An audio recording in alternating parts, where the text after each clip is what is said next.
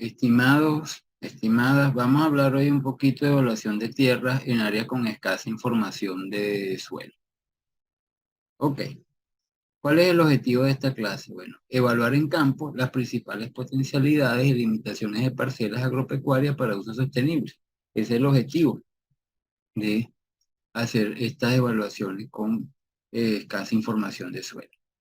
Los temas que vamos a tocar serían el análisis de la situación actual de tierras en Venezuela, qué hacer ante la insuficiencia de información de suelo, qué tipo de información requieren los usuarios y qué estrategia hay que tomar para generar información de suelo, la información de suelo mínima necesaria para realizar evaluaciones de tierra en áreas con escasa información de suelo. Ok, hablemos del análisis de situación actual de tierras en Venezuela. Fíjese, esto resumen muy compilado de estos estudios del año 78 y 99, 78 Comermi Paredes y 99 de Marín. En total, en el caso de Comermi Paredes, las tierras de Venezuela con amplia gama de uso agrícola abarcan alrededor de 3.7 millones de hectáreas y las limitadas de gama de uso agrícola, unas 12.8. Esta amplia gama es uso agrícola, todos los cultivos, y a la limitada gama, ¿verdad? Ya se refiere a ciertos cultivos agrícolas que no se desarrollarían en todas partes. Eso abarca un total de unos 16.5 millones de hectáreas. En el caso del estudio de Marín, ellos hacen una división diferente y todo lo que es agrícola vegetal abarcaría unas 7.3 millones de hectáreas y un uso mixto agrícola vegetal y pecuario abarcaría alrededor de unas 9.3 millones de hectáreas. Ahí eso daría 16.6 millones. Fíjense que los dos estudios coinciden más o menos en la cantidad de hectáreas de forma global que abarcarían lo que sería el uso agrícola. Aquí tenemos el mapa que produjo Comerma y Paredes, ¿verdad? En las cuales ustedes ven la distribución de esas vocaciones de uso de la tierra, y fíjense cómo la amplia gama de uso agrícola está concentrada en pequeñas partes aquí en Portuguesa, en la cuenca del lago Valencia, algunas partes aquí de Miranda, varias partes aquí en la cuenca del lago de Maracaibo y algunas zonas aisladas, mientras que la limitada gama de uso agrícola está distribuido en el cordón montañoso, en estas rayas así, ¿verdad? Es porque las posiciones de valle, principalmente esas zonas de montaña, pueden utilizarse para algunos usos agrícolas, ¿sí? Y fíjense cómo aparece toda la parte de eh, llanos centrales, parte de los llanos occidentales y llanos orientales. Y también aquí de la cuenca del lago Maracaibo. Entonces eso abarca más o menos unas 16,5 millones de hectáreas. Recuerden que todo el país tiene unas 91.6 millones de hectáreas, alrededor de 92 millones de hectáreas. Ok, ¿de qué tenemos información de suelo de todo el país? Fíjense el balance. De estudios de gran visión, que son de 150.000, o de escala menos detallada, o sea, 500.000, 1 millón, menos detallada, tenemos aproximadamente el 90% del territorio, que son como unos 87 millones de hectáreas. Ya cuando vamos a la escala de unos 100.000, poco más de detalle, estamos, estudios a nivel de preliminar, apenas tenemos el 8% del territorio, que son unas 7.7 millones de hectáreas. Y estudios a nivel semi-detallado, o sea, escala de 50.000, con de más detalle, 25.000, 10.000, apenas 3% del territorio, 2.8 millones de hectáreas. Entonces, eso, fíjense la brecha, ¿verdad?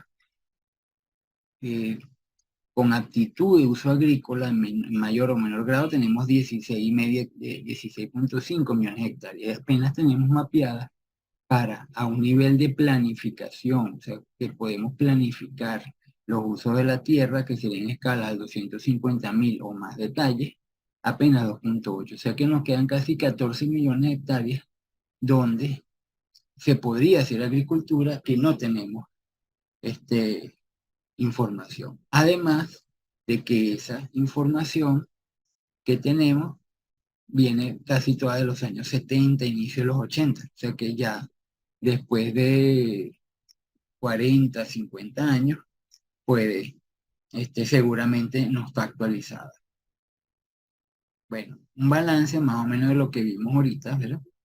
De esa situación actual.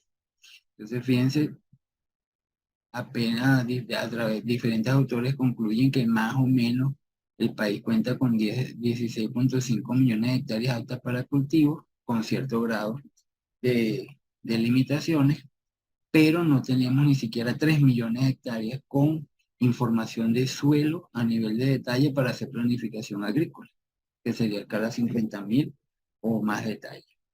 Además, esta información fue generada en la década de los 70, seguramente va a estar desactualizada y varía su calidad. Entonces, es muy común que cuando los agrotécnicos vamos a campo, ¿verdad? Los productores, y quieran ver cómo son sus suelos, no encuentren información. Entonces, tienen dificultades para tomar decisiones sobre el mejor uso de la tierra, porque la información de suelo no existe o es poco confiable. Entonces, ¿qué hacer? ¿Cómo solucionamos este problema? ¿Verdad? Para poder decidir cuál es el mejor uso de la tierra si no tenemos el estudio detallado de suelo.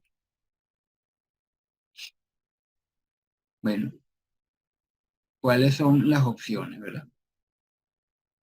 Podríamos tomar decisiones a base de la escala 250.000, lo cual muy difícil, ¿ok? Acuérdense que si nosotros llevamos 250.000 a hectáreas, a 1 centímetro cuadrado, ¿verdad? Son 2.500 por 2.500 metros. Eso nos estaría dando más de 600 hectáreas, 1 centímetro cuadrado. Entonces, a nivel de parcela, imposible tomar decisión con esa información. Contratar la realización de un estudio de suelo a escala adecuada podría ser costoso, ¿verdad? Otra opción sería generar cierta información mínima necesaria para evaluar las potencialidades y limitaciones de las tierras y ya tener una orientación para planificar su uso. ¿Qué tipo de información quieren los usuarios?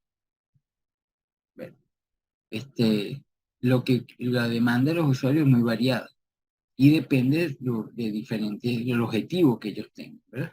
Pero generalmente responde estas 4 preguntas. Primero, ¿cómo es el suelo ahí, en un área de interés? ¿Verdad? O en esa área, ¿qué suelos hay? ¿Qué proporción abarca cada suelo? ¿Qué extensión abarca cada clase de suelo? ¿Dónde existen suelos con determinadas características? Suelos pesados, suelos ácidos. ¿Cómo es el suelo en ese punto? Y la cuarta pregunta, ¿para qué puedo utilizar el suelo y cómo lo hago? Vamos a ir viendo cómo responder esto. Entonces aquí tenemos la primera pregunta. ¿Cómo es el suelo en esta área, en el área de interés? Bueno, ¿qué hacemos en ese caso? Primero, tenemos que hacer una descripción general de las características de la tierra, que llamamos el entorno, como es el relieve, cómo es el microrelieve, la erosión, el clima, la vegetación, cuál es el uso actual, el drenaje y después las características del suelo. Ahí nos ayudamos mucho, ¿verdad? Con esa, ¿se acuerdan del cuadrito de capacidad de uso que usa el sistema de capacidad de uso? Ese cuadrito de factores, bueno, tratar de describir esos factores que están allí nos ayudan mucho a responder esta pregunta. Con eso podríamos describir las limitaciones y potencialidades de las tierras y ya podemos rápidamente descartar áreas que tienen limitaciones muy severas, ¿sí? Áreas muy pedregosas, áreas con mucha pendiente, ¿sí? Áreas con limitaciones muy fuertes de drenaje. Entonces, rápidamente lo podríamos descartar para cierto uso de la tierra. En el caso de la pregunta, ¿qué clase de suelo ocurre en esa área? ¿Qué proporción abarca cada clase de suelo? Bueno, ya aquí ¿verdad? Es necesario que nosotros desagreguemos la variabilidad espacial de suelo que hay en esa área en diferentes clases. Y eso generalmente lo hacemos en base a algún atributo que podemos observar sin revisar el suelo.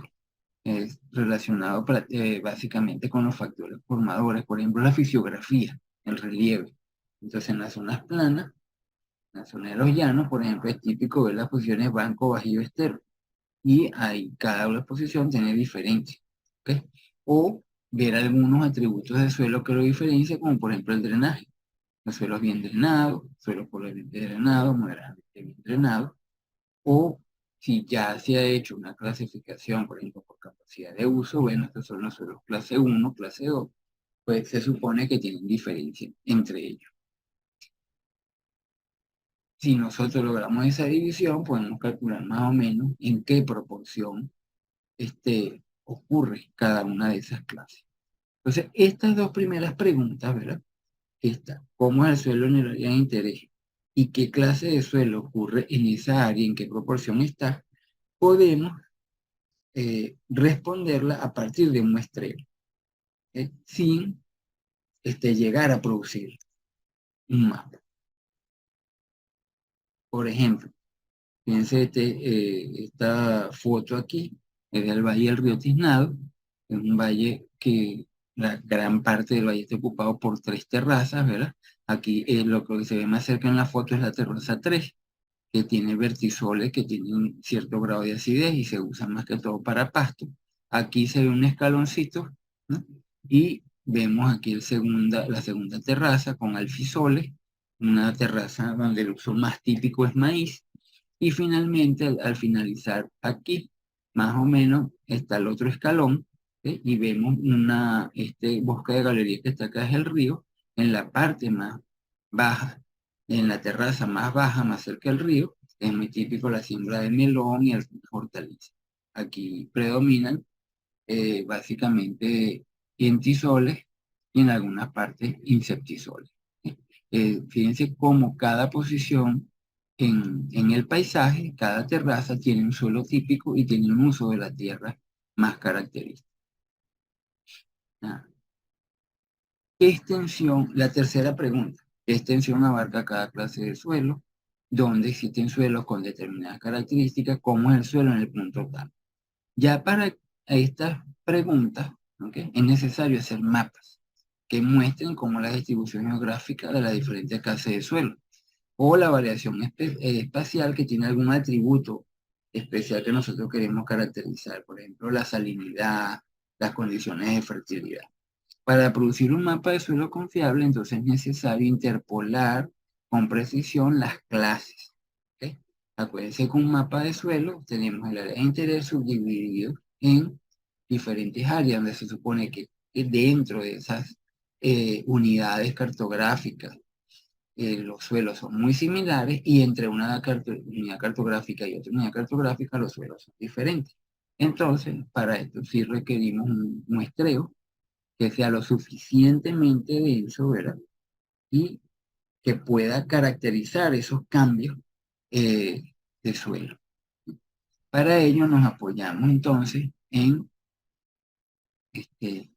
la experiencia que tienen generalmente los agrólogos de separar el paisaje, utilizando los factores formadores, el relieve, la vegetación, material parental, ¿eh? Una observación a través de diferentes medios, como lo podemos ver ahora, separamos las unidades de paisaje y se supone que y tratamos de comprobar la hipótesis de que cada unidad de paisaje tiene suelos diferentes. ¿Para qué puedo utilizar el suelo y cómo lo hago? Esta pregunta ya, fíjense que hasta ahora hemos hablado de suelo, describir los suelos, pero ya para qué puedo utilizar el suelo y cómo lo hago requiere una fase de interpretación de esos datos de suelo, ¿verdad? Para que llevemos eso a una parte práctica, es decir, qué usos de la tierra ¿verdad? Y cómo es el manejo de esos suelos. Requieren de un cambio por ejemplo, cuál es el contenido de arcilla, capacidad de intercambio catiónico, el pH, la profundidad efectiva, traducirlo a una clasificación interpretativa que nos permita responder estas preguntas. ¿Sí? Y ahí podemos apoyarnos en la parte, en lo que hemos venido viendo, ¿verdad? Describir las potenciales limitaciones de los suelos, o hacemos uso de sistemas de clasificación como el de capacidad de uso, como el de clasificación con fines de riego, con fines de fertilidad, o la evaluación de las directivas, la evaluación utilizando las directivas de FAO, la evaluación de tierras para uso específico. Ok, ¿qué estrategias tenemos que seguir para generar la información de suelo mínima necesaria para poder realizar una evaluación de tierras en un sitio donde tenemos muy escasa información de suelo o no tenemos? ¿Sí? Lo primero, hay que aplicar los mismos principios de los estudios agrológicos convencionales, ¿verdad? Y esto se refiere a que los mismos factores formadores del suelo son los mismos factores formadores del paisaje. Es decir, que lo primero que debería hacer es tratar de subdividir el área de acuerdo al paisaje, de acuerdo a los factores formadores, biota, relieve, material parental, clima, edad, ¿no? Grado de evolución, y eso desagregaría la variabilidad, ese paisaje heterogéneo en unidades más homogéneas, donde se supone que internamente los suelos van a ser muy similares y diferentes a las otras unidades de paisaje. ¿Cuáles son los pasos que debemos seguir entonces? Primero, ¿verdad? Buscar y revisar toda la información existente que haya de ese sitio. ¿Sí? Luego, tratar de estratificar, hacer esa separación de áreas homogéneas, ir a reconocer a campo, ¿verdad? Si esas áreas realmente cumplen con ese patrón de que los suelos son similares, ¿verdad? Dentro y diferente entre una unidad y otra.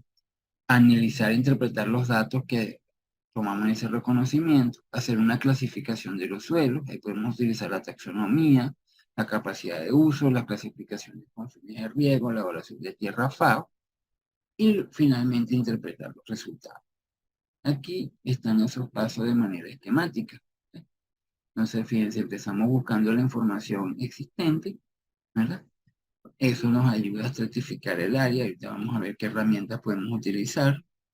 Con esa estratificación vamos al reconocimiento de campo, describimos el entorno, hacemos una descripción morfológica de suelo, eh, tomamos muestras para llevar al laboratorio, y a partir de este reconocimiento de campo podemos hacer el análisis e interpretación de la información que nos puede, que tomaría la clasificación de suelo utilizando uno o varios de estos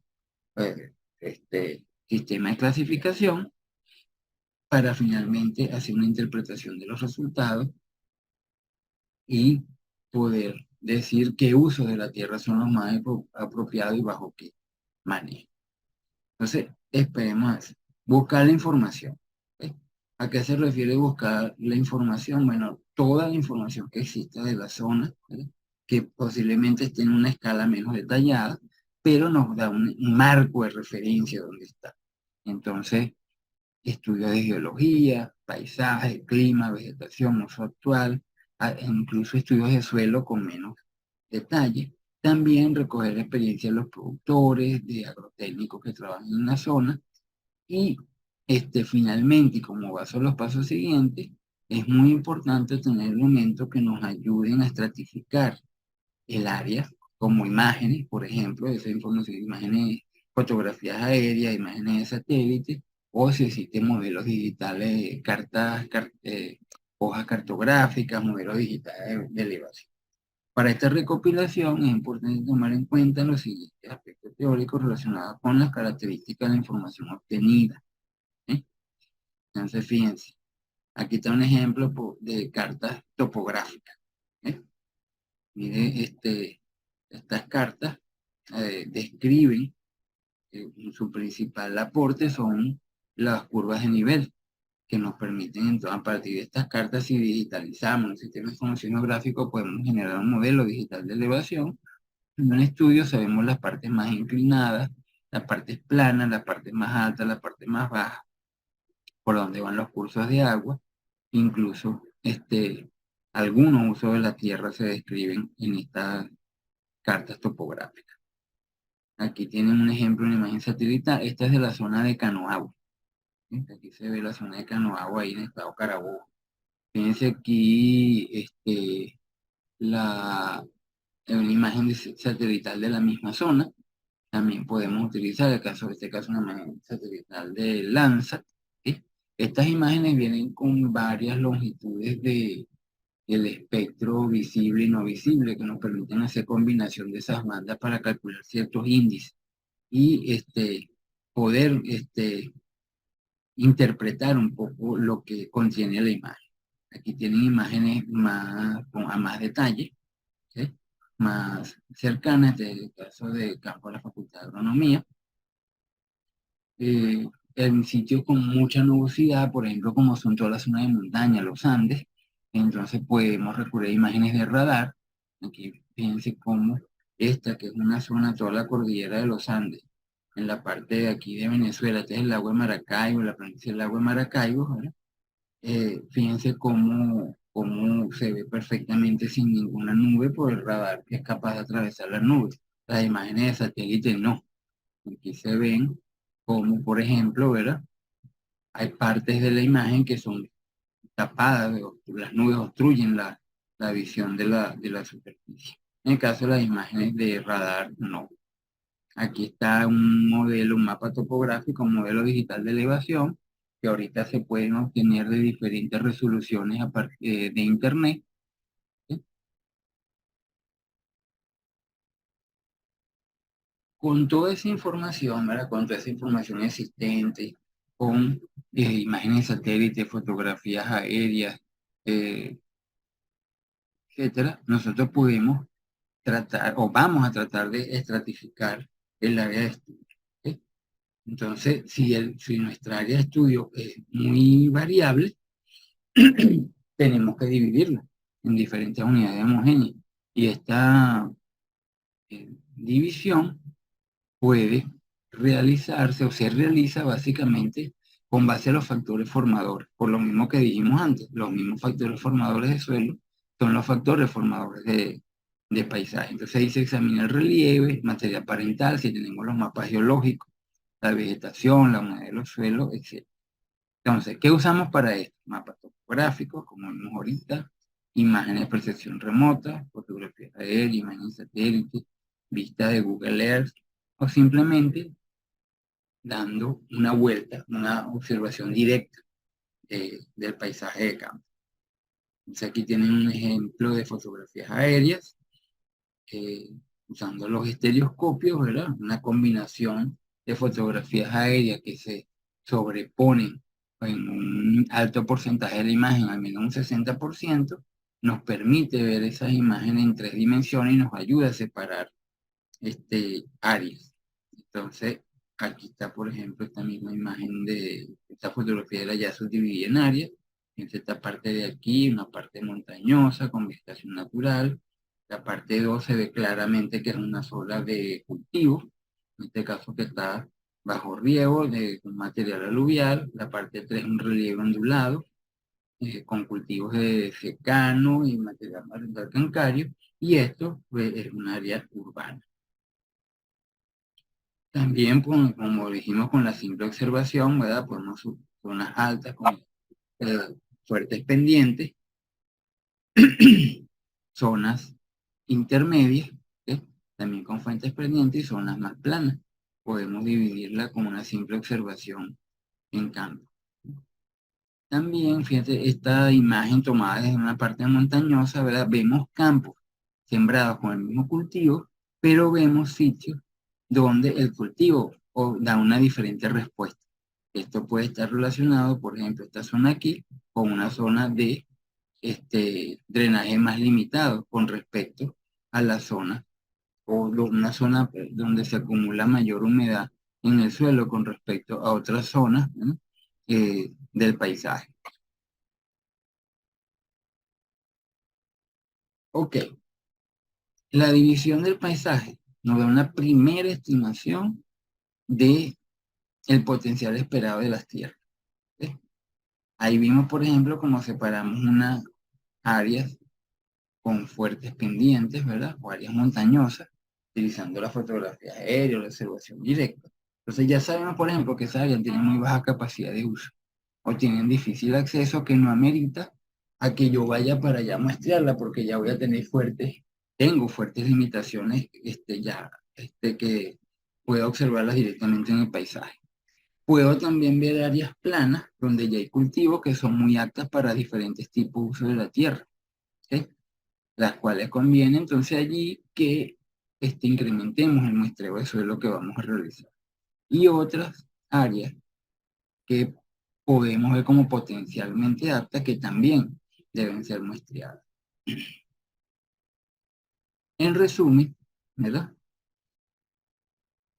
Esta clasificación de paisaje trata de cumplir esa hipótesis, ¿verdad? Que los factores formadores de suelo son los mismos de paisaje, y entonces esa separación en base al paisaje nos va a permitir establecer áreas donde dentro los suelos son similares y que entre esas áreas que designamos como homogéneos los suelos sean diferentes. Pero, por supuesto, todo esto debe ser comprobado en campo, con chequeos de campo con muestreo. Y viene entonces la fase de reconocimiento. Entonces, una vez que clasificamos el paisaje, tenemos que ir a campo a reconocer cómo son los suelos en cada área homogénea y las diferencias entre uno y otro. Esto se hace a través de un muestreo rápido con el propósito de ver cuál es la variación que tienen los suelos dentro de las áreas y entre unas áreas y otras. Eso es un muestreo, el costo de este chequeo es relativamente bajo, básicamente es un chequeo de campo. ¿Sí?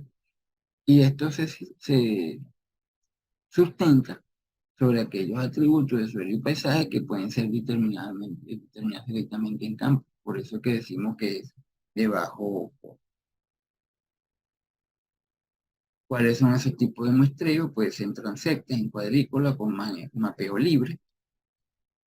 En las transectas, lo que se hace es tratar de hacer líneas, ¿verdad?, que atraviesen la mayor variabilidad que encontramos en los factores formadores de suelo, esas unidades de paisaje que dividimos. Entonces, a lo largo de la transecta vamos colocando puntos. Esos puntos pueden ser equidistantes o pueden ser orientados a determinar los diferentes paisajes que estamos identificando. ¿Sí?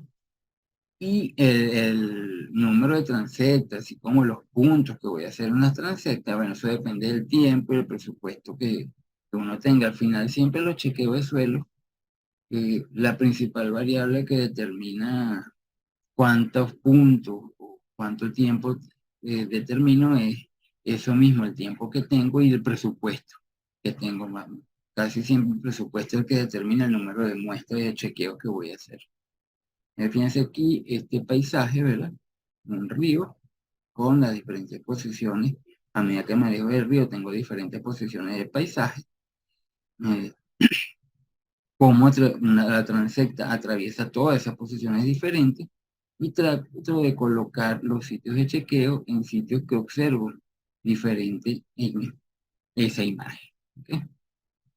Entonces aquí, por ejemplo, se ven sitios que pueden tener peor drenaje, sitios con mejor drenaje, sitios con vegetación, ¿okay?, sitios ya intervenidos, entonces hago esos chequeos. También puedo hacer muestreo en cuadrícula si quiero cubrir más uniformemente el área. Son transectas que van paralelas y regularmente espaciadas, y a partir de esa malla de puntos, entonces yo puedo, con la descripción que haga, subdividir las áreas o comprobar la división, subdividir el área, ¿verdad? O interpolar cómo son los suelos entre un punto y otro. ¿Okay? Entonces, allí también puede, a medida que va avanzando el estudio, ¿verdad? Uno puede ir tomando otros puntos, ¿verdad? Si ve cambios visibles en el paisaje que nos permiten describir mejor el suelo o la variabilidad de suelo que hay. O sea, aquí está en la misma zona, y te muestra en cuadrícula, ¿verdad? A veces si uno ya sabe, por ejemplo, un sitio que tenga pendiente, ¿verdad? Que hay más variabilidad en un sentido que en otro, la cuadrícula puede tener distancias diferentes en el sentido de las X que en el sentido de las Y. ¿Sí? Sí, ya vemos que puede haber una mayor variabilidad en un sentido que en otro de la cuadrícula. Finalmente está el mapeo libre, ¿verdad? En donde es lo que hacen básicamente los agrólogos para hacer un mapa de suelo, y es que las observaciones, primero yo subdivido el área en áreas que creo por las diferencias, los factores eh, formadores, o sea, siguiendo ese patrón externo del paisaje, y yo voy con un muestreo dirigido a chequear si esas divisiones realmente tienen suelos diferentes entre un área y otra, ¿verdad? A esos puntos a veces me permiten redibujar esas líneas, ¿sí? Pero el objetivo es básicamente describir los suelos entre esos líneas. Entonces, fíjense la misma imagen, cómo tiene marco diferentes áreas, ¿ok? De acuerdo a la fotointerpretación de la imagen o la interpretación de la imagen, y entonces las X son los sitios donde yo voy a chequear cómo son los suelos y si realmente esto tiene un suelo diferente, uno tiene un suelo diferente a dos, diferente a tres y diferente a cuatro. Yo diría aquí que tres se parece a esta área de aquí también. ¿Sí? Bueno, entonces, ¿qué muestreo vamos a hacer? Transecta, cuadrícula, dirigido, depende de la experiencia, ¿verdad? Si hay experiencia de subdividir el paisaje, pues ese es el muestreo que más ahorraría porque al final se tomarían menos chequeos de campo. La experiencia local, que ayudemos con sitios, con personas que conozcan cómo son los suelos en el sitio, el contraste que veamos en las formas de terreno, la intensidad de uso de la tierra también marca un poco, mientras más intensivo se requiere más muestreo y por supuesto el tiempo y el presupuesto disponible. Ok, ¿qué propiedades de suelo vamos a determinar en cada sitio de chequeo? Bueno, todo lo que podemos hacer con barreno, ¿verdad? Esas propiedades, deberíamos describirlo en cada sitio de chequeo. Pero tenemos que prestar mucha atención a todas las propiedades que requerimos para determinar la capacidad de uso y las cualidades relevantes de los tipos de utilización de la tierra. ¿Sí? Entonces, ¿se acuerdan el cuadrito de factores de capacidad de uso? ¿Sí?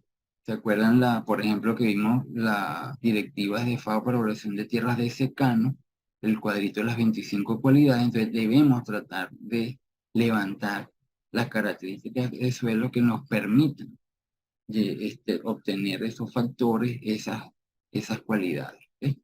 Hay que estar pendiente de la vegetación, porque hay algunas especies que determinan una condición, por ejemplo, la, la planta esta conocida como verdolaga es muy típico de suelos con excesos de sales, ¿verdad?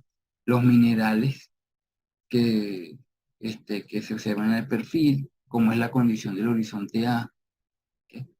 este, que nos permiten un poco ver cómo es la fertilidad del suelo. Y no solamente el muestreo tiene, los puntos de chequeo tienen que ser con barreno, ¿verdad? Pueden también ser, por ejemplo, cortes de carretera. Y si ya después yo tomo lo generalmente que se hace, cuando hago todo el chequeo, ¿verdad? Escojo algunos sitios representativos de esas unidades de suelo, al menos la más grande, y puedo hacer una calicata para describirlo mejor. Ok, aquí están un poco las propiedades que deberíamos levantar, ¿verdad? Primero hay que describir el entorno en cada sitio, como es el clima, cómo es la formación geológica que pertenece, cómo es el paisaje, la pendiente, la forma que tiene ese pendiente, el microrrelieve, si hay evidencia de erosión, cómo es el drenaje, excesivamente drenados hasta muy pobremente drenados, si hay inundaciones o no. Eso lo podemos ver con personas locales, el tipo de cobertura y el uso actual de la tierra. No tiene, eso es totalmente externo al suelo, decimos entorno. Luego, en el barreno, en el corte carretero, en la calicata, se describe la profundidad, se separan horizontes, se define el espesor de cada horizonte, profundidad inicial y final. Ahí vemos la proteína efectiva, cuáles son los horizontes pedogenéticos, la textura, la periodicidad, el color del suelo, si hay moteado, cómo es la estructura, cómo es la compacidad, la consistencia del suelo, la actividad biológica, cantidad y tamaño de raíces, y podemos incluso observar la porosidad. En base a eso, y en base a nuestro objetivo, entonces tomamos muestras para hacer análisis. Generalmente en estos reconocimientos rápidos se toman las muestras más sencillas, que son muestras con fines de fertilidad, pero también, dependiendo del objetivo, se pueden hacer otros análisis, ¿verdad? Y un poco más allá de la textura y la distribución de partículas, la capacidad de intercambio iónico, con base, si los suelos son ácidos, el contenido de aluminio, ejemplo, sería importante determinar. Finalmente, ¿verdad? Después de que yo tengo ya separada mi área y caracterizado los suelos en cada una de esas áreas, entonces viene la parte de interpretación de los datos que levanté. ¿Sí? Entonces aquí ya hay como una interpretación, porque hasta ahorita tengo información de suelo. La textura es así, la capacidad de intercambio catiónico es, 18, es 20, los contenidos de los nutrientes son estos, pH es 5.2, es 6, es 7, etc. Pero viene una fase de interpretación donde ya yo voy a traducir esos datos en otras propiedades o cualidades que son importantes para el uso de la tierra. Para ir a una fase, como vimos en el caso de la evaluación de tierra, ¿verdad? Comparar los requerimientos de los tipos de utilización con esas cualidades de la tierra. Entonces puedo hacer clasificación taxonómica en esos sitios, en cada unidad de paisaje. Puedo utilizar capacidad de uso, esto se utiliza mucho la capacidad de uso, ¿verdad? Porque me da mucha información rápidamente. Tenemos clase 1, clase 2, clase 3, un suelo que tiene aptitud agrícola con un poquito más de limitación a medida que avanzamos. Pero si ya tenemos clase 6, clase 7, ¿okay? Ya tenemos muchas limitaciones para uso agrícola. ¿Sí? La clasificación es con fines de riego, está la clasificación con fines de fertilidad y por supuesto la directiva para evaluación de tierra de FAO. Entonces ya aquí, con esta información, hemos partido de un sitio donde tenemos muy poca información detallada de suelo a tener un área separada, en área más o menos homogénea de suelo, descrito los suelos que tenemos e interpretado con fines a analizar distintos tipos de utilización de la tierra. Y se convierte entonces ya en una información muy práctica con la cual podemos interactuar con los productores o con los productores pueden utilizar para tomar decisiones. Muchas gracias por su atención.